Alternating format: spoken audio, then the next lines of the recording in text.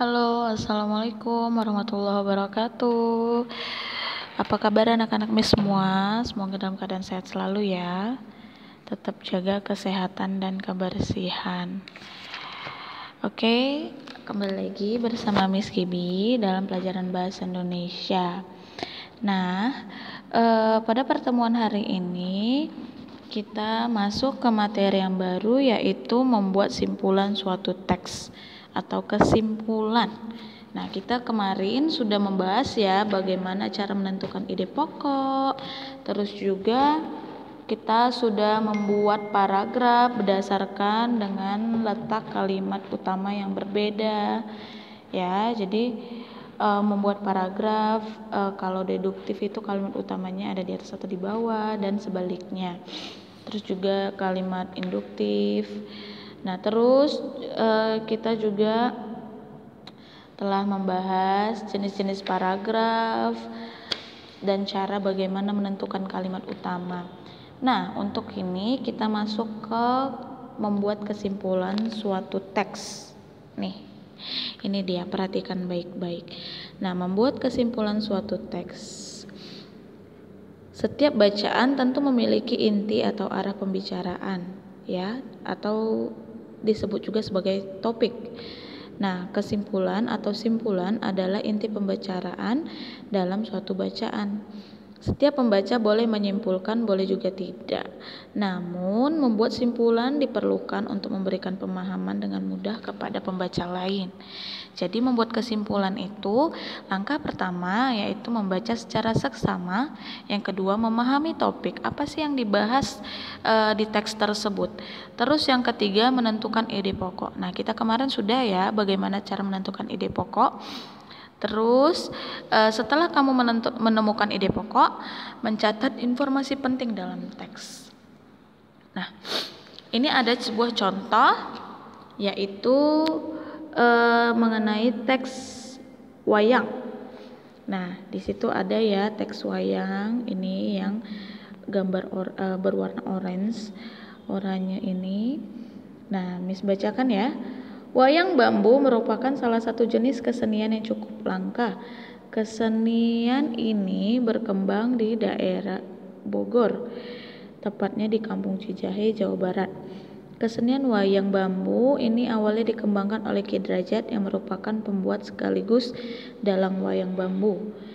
Sesuai namanya, wayang bambu terbuat dari bambu, khususnya bagian dalam bambu. Dalang wayang itu maksudnya yang memainkan wayang ya. Nah, jadi sebelumnya kamu telah mengetahui informasi yang disampaikan. Apa informasi yang ada? Nah, wayang bambu itu kesenian yang langka pertama. Terus informasi kedua, wayang bambu ini pertama kali berkembang di daerah Bogor ya, di Kampung Cijahe, Jabar atau Jawa Barat. Terus yang ketiga, wayang bambu ini dikembangkan oleh Ki Drajat. Informasi yang keempat apalagi? Nah, Ki Drajat ini sebagai pembuat wayang bambu dan pemain wayang gitu. Terus informasi yang kelima, wayang bambu terbuat dari bambu bagian dalam. Nah, itulah informasi yang disampaikan dari kalimat atau paragraf tersebut. Lalu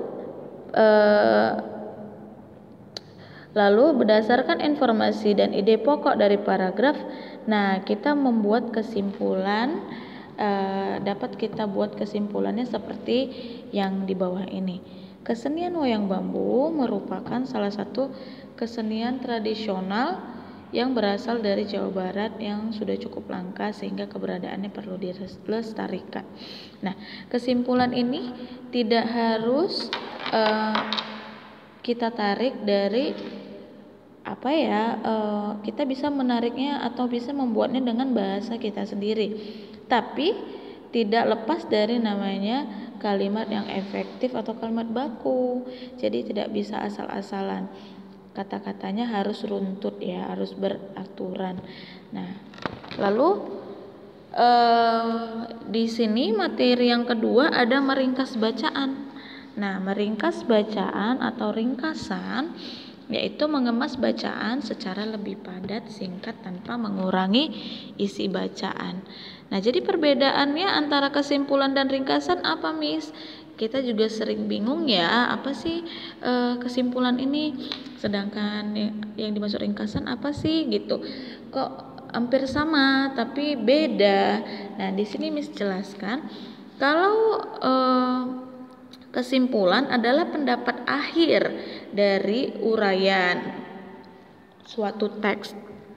Bisa berupa fakta, pendapat, ataupun alasan pendukung. Jadi, kalau di dalam kesimpulan dia itu pendapat akhir setelah uraian dari teks tersebut, lalu bisa ditambah dengan alasan pendukung atau kesimpulan pendapat kita tentang uraian tersebut. Bedanya dengan ringkasan, kalau ringkasan yaitu dia akan mengemas bacaan lebih padat tanpa mengurangi isi bacaan. Jadi kalau dalam ringkasan itu dia seperti tidak meninggalkan urutan dasar karangan. Nah, seperti wayang ini. Jadi tidak bisa wayang bambu di kalimat pertama, wayang bambu itu salah satu jenis kesenian yang langka. Lalu kamu lompat ke bagian ini, kesenian wayang bambu dikembangkan oleh Ki Derajat. Sedangkan sebelum wayang bambu dikembangkan oleh Ki Derajat ada kalimat lagi di atasnya, yaitu kesenian wayang bambu itu dari Bogor dan Kampung Cijahe. Jadi nggak bisa kamu melompat urutannya. Nah gitu. Karena ringkasan itu dia mengemas bacaan lebih padat tanpa mengurangi isi bacaan. Jadi kamu harus memang berurutan berdasarkan teks atau paragraf tersebut gitu. Terus yang kedua, memangkas gagasan utama menjadi lebih ringkas, ya. Jadi kamu bisa memasukkan teks-teks tersebut itu berdasarkan yang poin-poinnya saja dan berurutan. Tapi kalau bedanya sama kesimpulan, yaitu dia kalau kesimpulan itu bisa berupa pendapat berdasarkan fakta atau alasan pendukung terkait dengan teks tersebut gitu. Dan boleh menggunakan bahasa sendiri. Itu bedanya antara kesimpulan dan ringkasan. Oke, sampai sini materi kali ini, yaitu kita sudah membahas ya 2 materi. Yang pertama kesimpulan dan ringkasan.